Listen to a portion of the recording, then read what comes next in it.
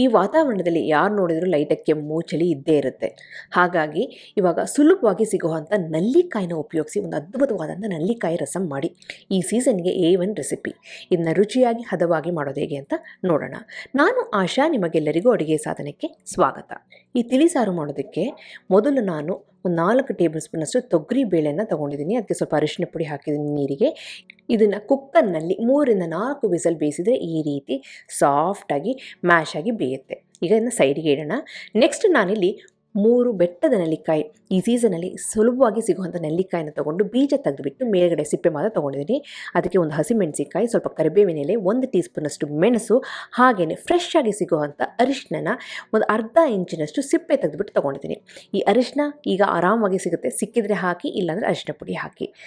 Next ಇಲ್ಲಿ ರಸಂ ಪುಡಿ ಸೇರಿಸ್ತಾ ಇದ್ದೀನಿ. 3/4 ಟೀ ಸ್ಪೂನಷ್ಟು ರಸಂ ಪುಡಿ, 3/4 ಲೀಟ್ರಷ್ಟು ರಸಂ ಪುಡಿ ಕರೆಕ್ಟ್ ಆಗುತ್ತೆ.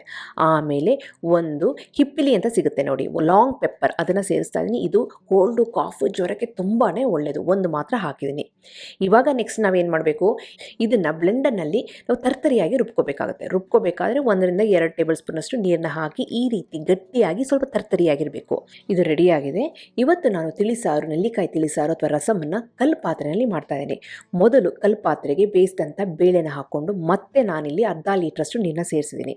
ಈಗ ಬೇಳೆ ನೀರು ಚೆನ್ನಾಗಿ ಕುದೀತಿದೆ, ಆ ನೊರೆ ಫಾರ್ಮ್ ಆಗಿದೆ ಅಂದಾಗ ನೆಕ್ಸ್ಟ್ ಸ್ಟೆಪ್ ಏನು ಅಂತಂದರೆ, ನಾವು ರುಬ್ಕೊಂಡಿದ್ವಲ್ಲ ನೆಲ್ಲಿಕಾಯಿ, ಕರಿಬೇವು, ಮೆಣಸು, ಲಾಂಗ್ ಪೆಪ್ಪರು, ಆ ಪೇಸ್ಟ್ನ ಇಲ್ಲಿ ನಾನು ಸೇರಿಸ್ತಾ ಇದ್ದೀನಿ. ಮಾಡ್ಕೊಂಡಂಥ ಎಲ್ಲ ಪೇಸ್ಟನ್ನು ಸೇರಿಸ್ತಾ ಇದ್ದೀನಿ.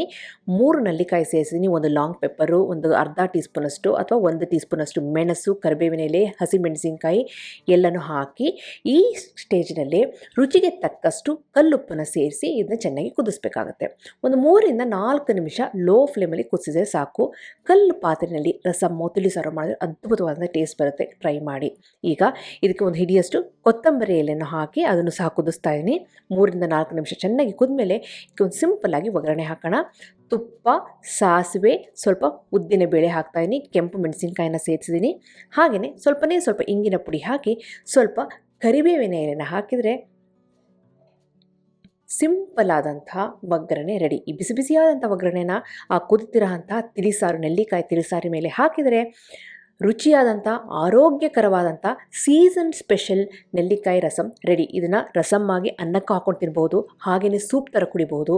ನೆಗಡಿ, ಜ್ವರ, ಕೆಮ್ಮು ಇದಕ್ಕೆಲ್ಲ ಸೂಪರ್ ಆದಂಥ ರೆಸಿಪಿ. ಈಗ ಅನ್ನಕ್ಕೆ ಧಾರಾಳವಾಗಿ, ಅನ್ನನೇ ಕಾಣಬಾರ್ದು ಅಷ್ಟು ತಿಳಿಸಾರು ಅಥವಾ ರಸಮನ್ನು ಹಾಕ್ಕೊಂಡು ಇದನ್ನು ತಿಂತಾ ಹೋದರೆ ತಿಂತಾನೇ ನಿಮಗೆ ಗೊತ್ತಾಗುತ್ತೆ ಈ ನೆಗಡಿ, ಕೆಮ್ಮು ಎಲ್ಲ ಕಡಿಮೆ ಆಗ್ತಾ ಇದೆ ಅಂತ.